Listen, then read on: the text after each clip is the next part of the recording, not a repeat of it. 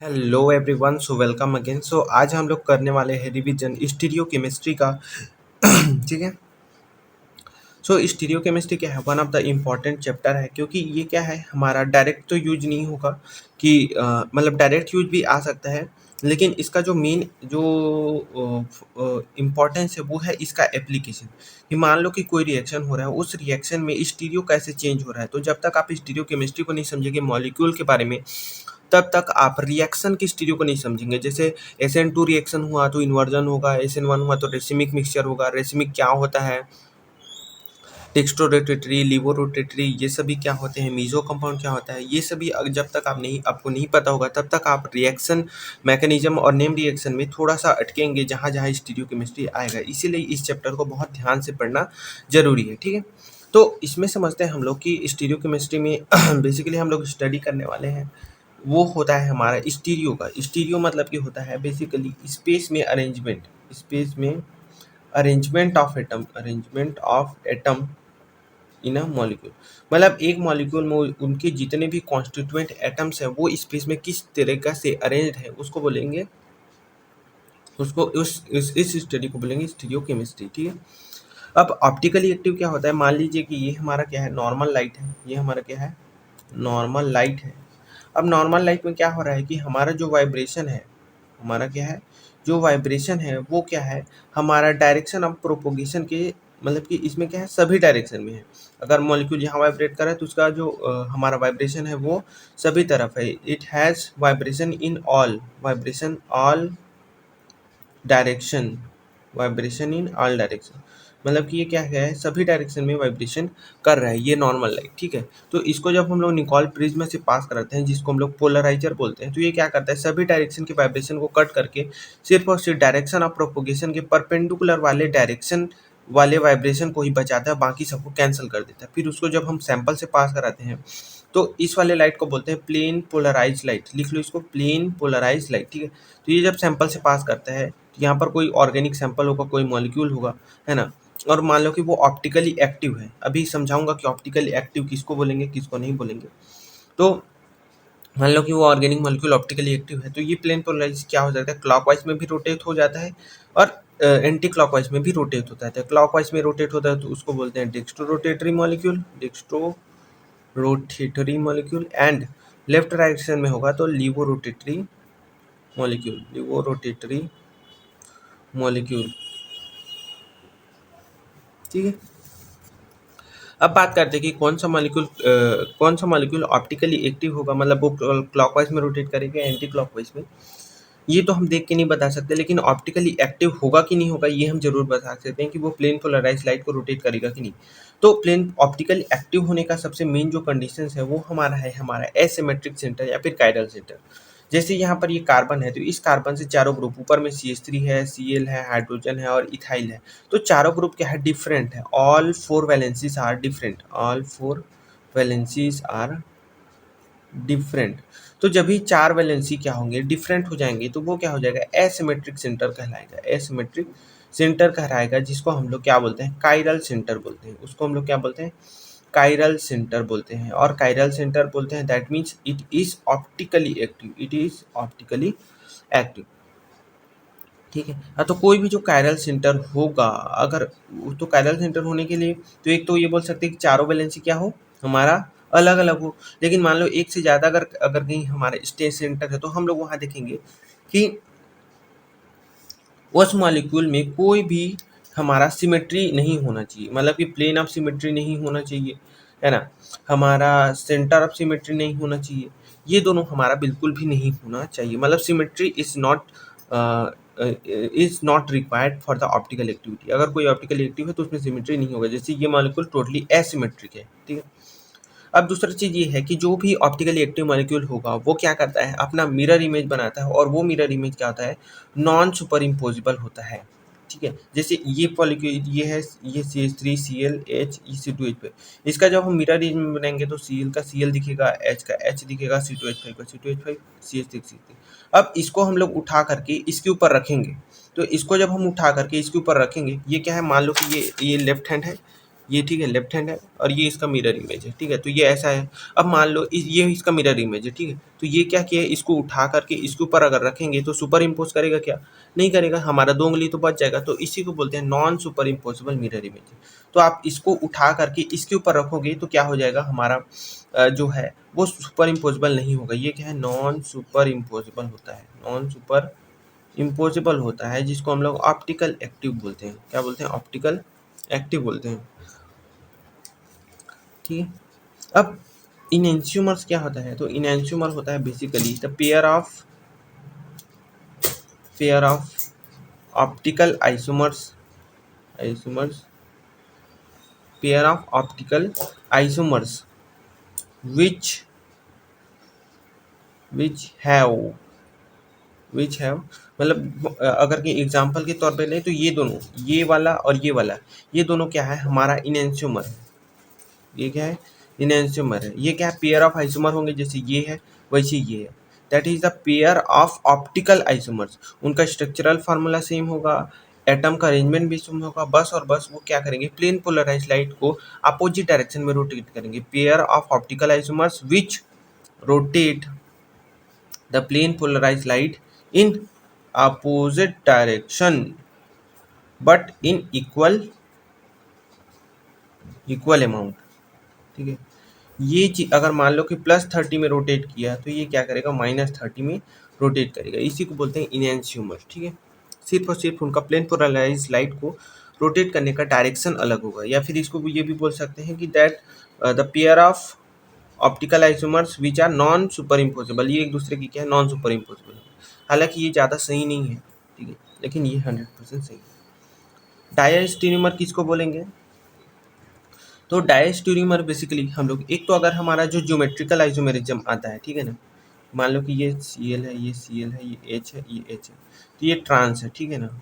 और ये मान लो कि ये Cl Cl H H, तो ये cis है। तो जितने भी ज्योमेट्रिकल आइसोमर्स होते हैं ये सभी क्या होता है, डायस्टेरियोमर होते हैं, डायस्टेरियोमर होते हैं।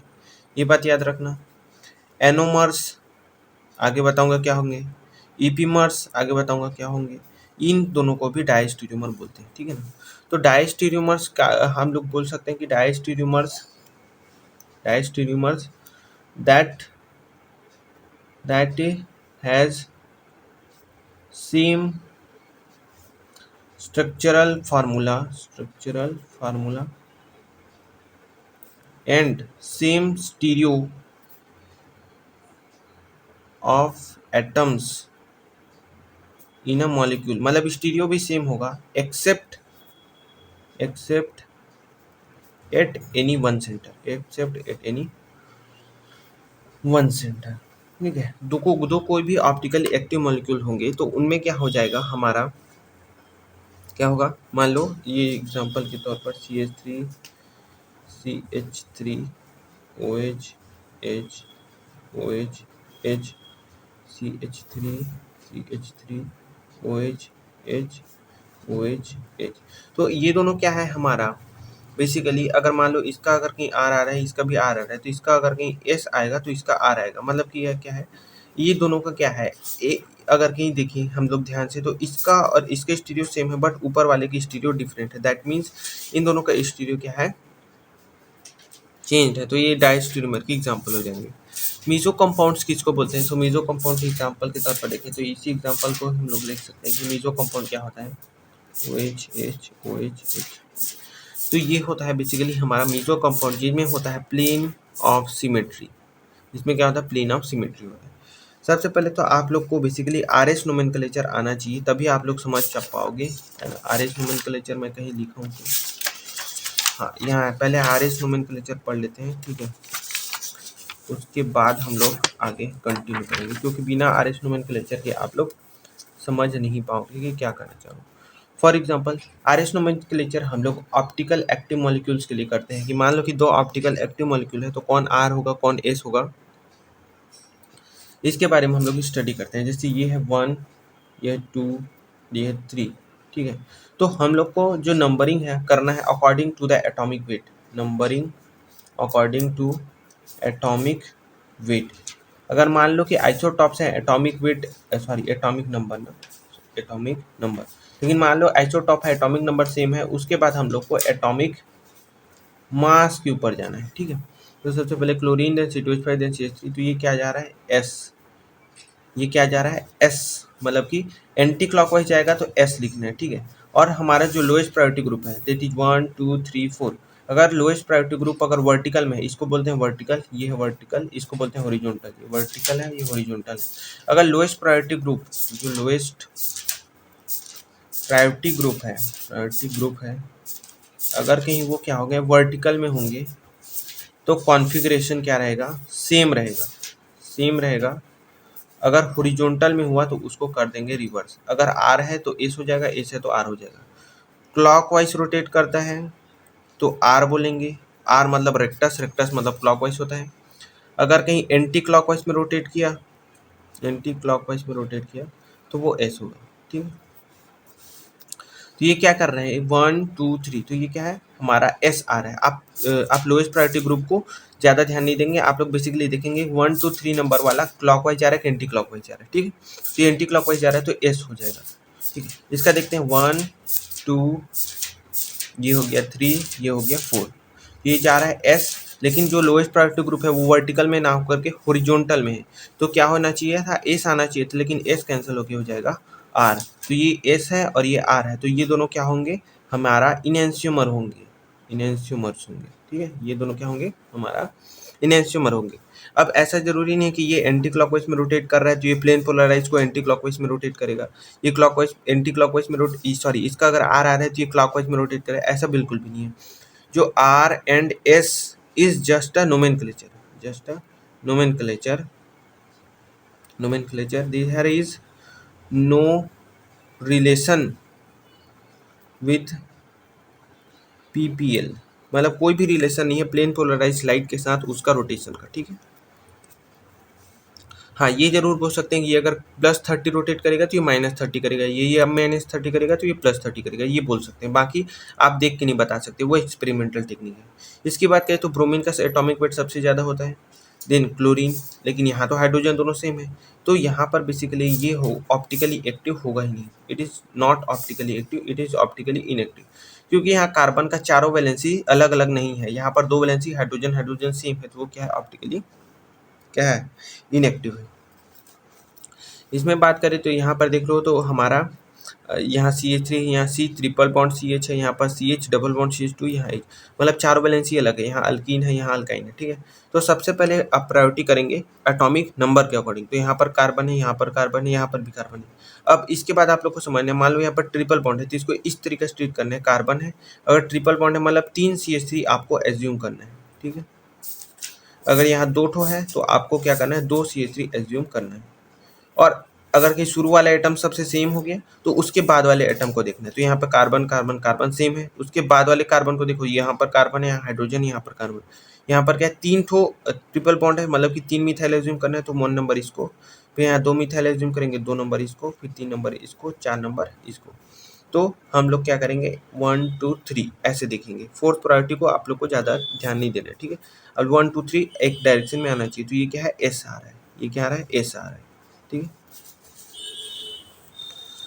सो नेक्स्ट है हमारा ये, नेक्स्ट है हमारा क्या ये, तो ये है हमारा क्या चीज़, कोई एक मीजो कंपाउंड है, ठीक है। ये है हमारा प्लेन ऑफ सिमेट्री, ठीक है। ये क्या है हमारा प्लेन ऑफ सिमेट्री है, ये क्या है हमारा प्लेन ऑफ सिमेट्री है। प्लेन ऑफ सिमेट्री समझ में आता है ना कि कोई ऐसा प्लेन जो मॉलिक्यूल को 2 इक्वल पार्ट में डिवाइड करती है, तो ये प्लेन क्या कर रहा है एग्जैक्टली ऊपर और नीचे वाला सेम क्या हो रहा है रिफ्लेक्ट कर रहा है, मतलब सेम ही है, इसलिए इसको बोलते हैं प्लेन ऑफ सिमेट्री। तो ऐसा प्लेन ऑफ सिमेट्री होता है तो ये क्या होता है मीजो कंपाउंड कहलाता है। आगे मैं इसके पीछे और भी समझाऊंगा। इसमें क्या होगा जैसे आप नंबरिंग करके देख सकते हैं, जैसे ये हमारा हो गया 1, ये हमारा हो गया सॉरी ये हो गया 2 और ये हो गया 3। ऑक्सीजन का एटॉमिक वेट सबसे ज़्यादा, उसके बाद ये कार्बन क्योंकि कार्बन से ऑक्सीजन जुड़ा है, फिर ये कार्बन 3 और ये 4, तो ये हो जाएगा 1 2 3, ये आर है आर, लेकिन हाइड्रोजन हॉरिजॉन्टल में तो आर की जगह हो जाएगा एस। वहीं चीज़ इसका देखो 1 2 3, ये होना चाहिए था एस, लेकिन ये हॉरिजॉन्टल में है तो ये कट हो जाएगा क्या आर, मतलब ऊपर वाला अगर कहीं एस में रोटेट करेगा तो नीचे वाला आर में रोटेट करेगा और ओवरऑल एक दूसरे का रोटेशन कैंसल हो जाएगा और overall there is no rotation of plane polarise light. ठीक है, आगे बात करते हैं हमारा इसके इसके बारे में। तो ये क्या है, मान लो कि ये 1 है, ये 2 है, ये 3 है। एटॉमिक वेट के अकॉर्डिंग ऑक्सीजन, देन कार्बन, फिर कार्बन, लेकिन कार्बन के साथ ऑक्सीजन जुड़े इसलिए 2 इसको, तो 1 2 3 ये हो गया आर। हाइड्रोजन हॉरिजॉन्टल में तो आर की जगह एस। 1 2 3 आर आ रहा है, हाइड्रोजन हॉरिजॉन्टल में तो आर की जगह हो जाएगा क्या, एस। मतलब दोनों एस में रोटेट करें, मतलब दोनों क्लॉकवाइज या फिर दोनों एंटी क्लॉकवाइज, तो ये क्या है, ऑप्टिकली एक्टिव है। ठीक है, वापस चलते हैं जहाँ से छोड़े थे। अब आप लोग को आर एस समझ में आ गया होगा। तो ये मीजो कंपाउंड क्यों है, कि ऊपर वाला मान लो कि आर है तो नीचे वाला क्या होगा, एस होगा। अगर देख लेते हैं 1 2 3, ये जा रहा है आर, आर की जगह हो जाएगा एस, मतलब ऊपर वाला एस है तो नीचे वाला क्या होगा, आर होगा, ऐसा है ना। बाकी आप प्लेन ऑफ सिमेट्री से डायरेक्ट भी चेक कर सकते हैं। ठीक है,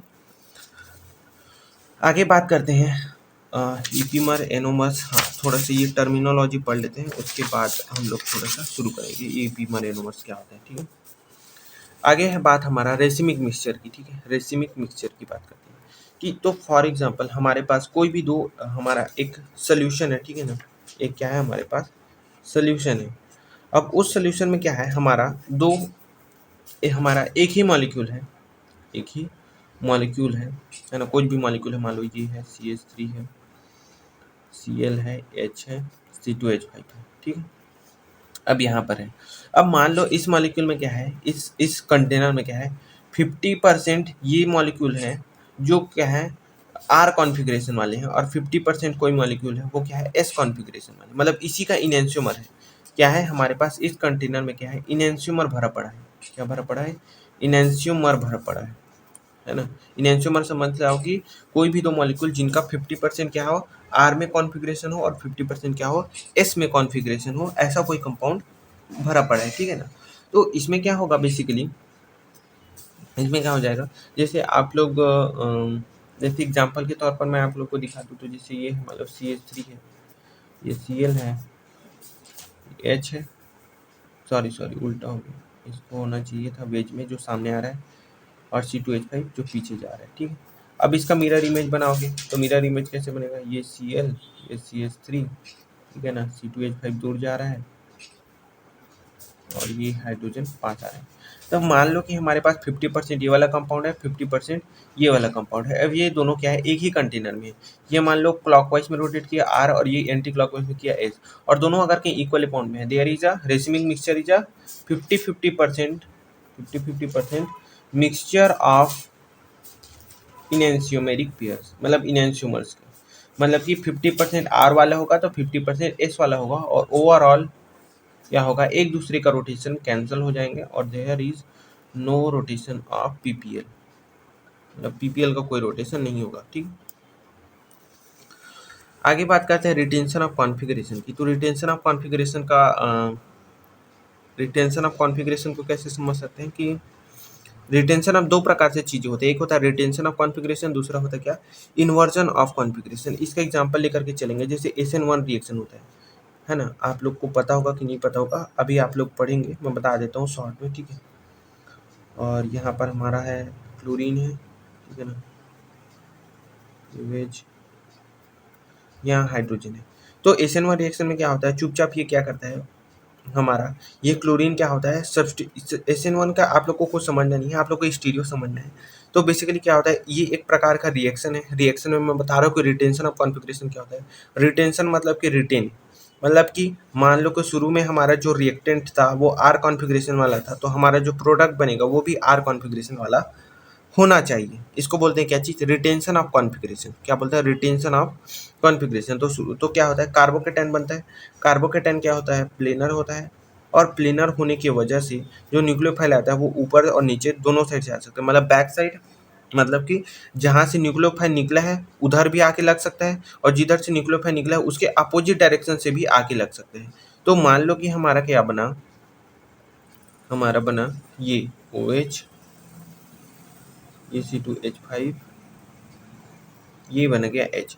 तो ये बेसिकली क्या है, रिटेंशन ऑफ कॉन्फ़िगरेशन है। अगर कहीं ऐसा ही same to same as it is product बन गया तो ये क्या होता है, रिटेंशन ऑफ कॉन्फ़िगरेशन हो जाता है। मतलब कि जहाँ से लिविंग ग्रुप निकला है वहीं आकर के कोई नया न्यूक्लियोफाइल सब्स्टिट्यूट हुआ है, तो इसको बोलते हैं रिटेंशन ऑफ कॉन्फ़िगरेशन। इसको क्या बोलेंगे, रिटेंशन ऑफ कॉन्फ़िगरेशन। हालांकि एसएन1 रिएक्शन में ये 50% बनता है और 50% इन्वर्जन बनता है।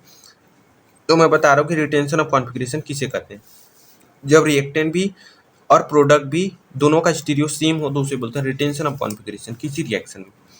इन्वर्जन की बात करें तो मान लो ये है CH3 है, ये Cl है, ये C2H5 है, ये H है, ठीक है। अब इसमें क्या हो रहा है, मान लो हमारा SN2 रिएक्शन हो रहा है। तो SN2 रिएक्शन में होता क्या है, बेसिकली SN2 रिएक्शन के लिए हमारा जैसे अगर कहीं SN2 रिएक्शन की बात करें, SN2 मैकेनिज्म की बात करें, हालांकि ये SN2 मैकेनिज्म उतना आसानी से नहीं जाएगा क्योंकि ये क्या है, हमारा 2 डिग्री है, लेकिन जा सकता है 2 डिग्री है। तो ये क्या करता है, बेसिकली जहाँ से क्लोरीन निकलता है उसके अपोजिट डायरेक्शन से वो क्या करता है, अटैक करता है। मतलब कि OH इधर आ जाएगा, ये CH3 है, ये H है, ये C2H5 है। तो कुछ इस प्रकार से जहाँ से क्लोरीन निकला है उसके अपोजिट डायरेक्शन से OH माइनस आता है, और ये अगर कहीं R कॉन्फ़िगरेशन वाला होगा तो ये बेसिकली S कॉन्फ़िगरेशन वाला बन जाता है। जैसे अगर नोमेनक्लेचर करके देखें तो ये हो जाता है बेसिकली इस टाइप का नोमेनक्लेचर आप लोग को सीखना पड़ेगा। इसमें क्या होता है, जो प्लेन में होता है उनका पहले नोमेनक्लेचर होता है, फिर उसके बाद वेज डैश, पहले इसको फिशर में कन्वर्ट करते हैं, तो वो ज़्यादा लेंदी हो जाएगा। आप लोग को ये समझना है कि इन्वर्जन में क्या होगा कि इसका कॉन्फ़िगरेशन R आएगा तो इसका कॉन्फ़िगरेशन S आएगा, ठीक है। इसको बोलते हैं हमारा इन्वर्जन ऑफ कॉन्फ़िगरेशन। ईपीमर्स और एनोमर्स की बात करें तो ईपीमर्स और एनोमर्स की बात करेंगे, ठीक है ना। यहाँ पर ईपीमर्स दिया है और इधर एनोमर है, ठीक है। तो ईपीमर्स क्या होता है, ईपीमर्स बेसिकली होता है हमारा, epimers are the diastereomers that differ in configuration at only one center।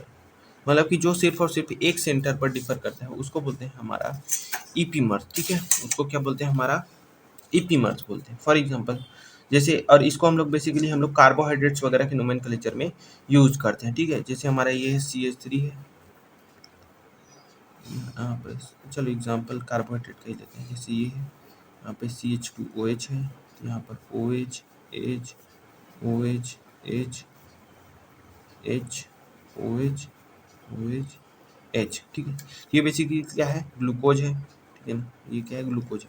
लेकिन मान लो यहाँ पर कुछ कॉन्फ़िगरेशन हम लोग चेंज कर लेते हैं। मान लो यहाँ पर कॉन्फ़िगरेशन चेंज कर देते हैं, ये OH H, बाकी सब सेम रखना है, ठीक है। OH H OH H CH2OH और ये है CHO।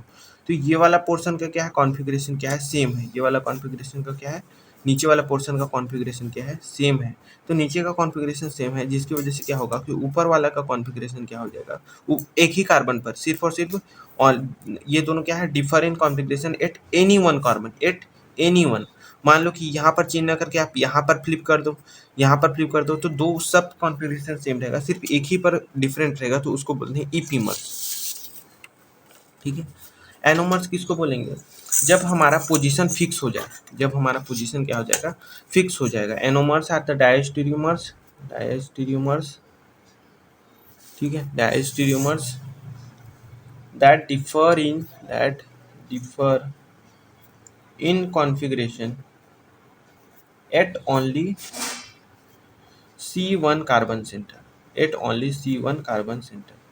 जो सिर्फ और सिर्फ C1 कार्बन सेंटर पर डिफर करता है उसको हम लोग एनोमर्स बोलते हैं, ठीक है। उसको क्या बोलते हैं हम लोग, एनोमर्स बोलते हैं, ठीक है। एनोमर्स क्या होता है, वो डायस्टेरियोमर जो सिर्फ और सिर्फ क्या होता है, C1 कार्बन सेंटर पर डिफर करते हैं, उसको हम बोल सकते हैं बेसिकली एनोमर्स। फॉर एग्जांपल के तौर पर हमारा लेते हैं, और ये बेसिकली क्या होता है, हमारा साइक्लिक स्ट्रक्चर के लिए बेसिकली दिया जाता है, ठीक है ना। ये है, मान लो हमारा कुछ भी है हमारा, है ना, साइक्लिक स्ट्रक्चर है। जैसे इसको भी ले सकते हैं, या फिर हमारा ये वाला स्ट्रक्चर भी ले सकते हैं, ठीक है। दोनों के लिए एप्लीकेबल है कि मान लो यहाँ पर कुछ हमारा कॉन्फ़िगरेशन है, यहाँ पर है हमारा OH H OH H, यहाँ पर है हमारा OH H OH H H CH2OH। यहाँ पर क्या है हमारे ये ऑक्सीजन है, ठीक है। अब ऑक्सीजन का जस्ट बगल वाला क्या होगा, C1 कार्बन सेंटर होगा, तो स्टीरियो सिर्फ और सिर्फ क्या होगा, C1 कार्बन सेंटर पर डिफर करेगा। यहाँ पर OH अप में है, यहाँ OH डाउन में लगा दो, ये H है, ये H है, ये बेसिकली ग्लूकोज ही है, ये बेसिकली क्या है, ग्लूकोज का स्ट्रक्चर है, ठीक है। ये OH है, ये H है, ये OH है, ये H है, OH H H CH2OH। अगर कहीं CH2OH और ये OH अगर अप साइड में है तो इसको बोलते हैं हमारा, आई थिंक इसको बीटा बोलते हैं, और अगर कहीं ये CH2OH और ये OH अगर डाउन में है तो इसको अल्फा बोलते हैं, ठीक है।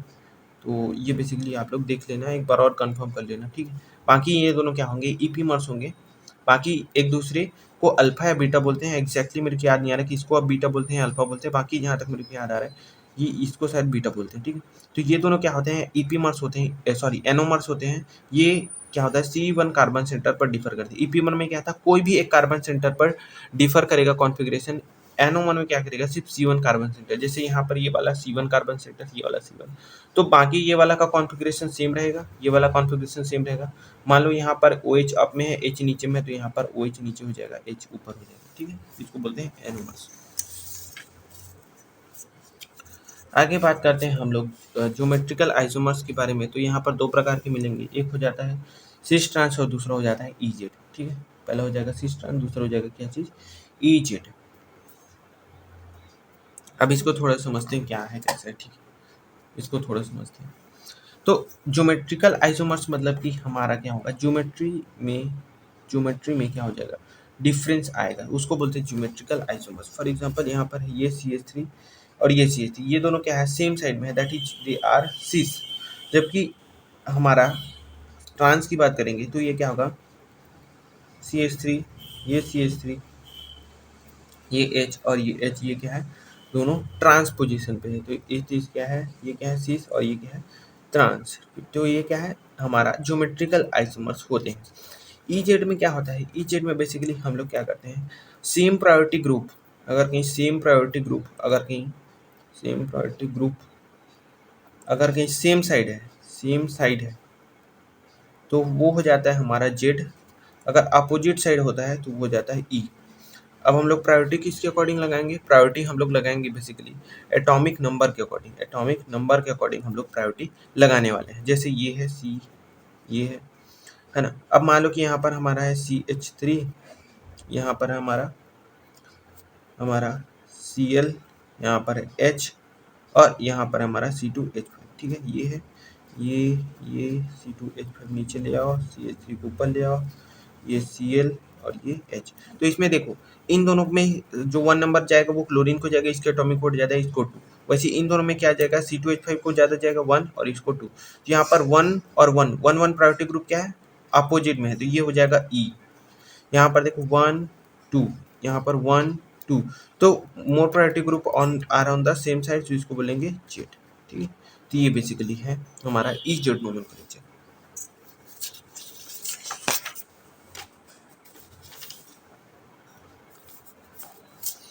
आगे है हमारा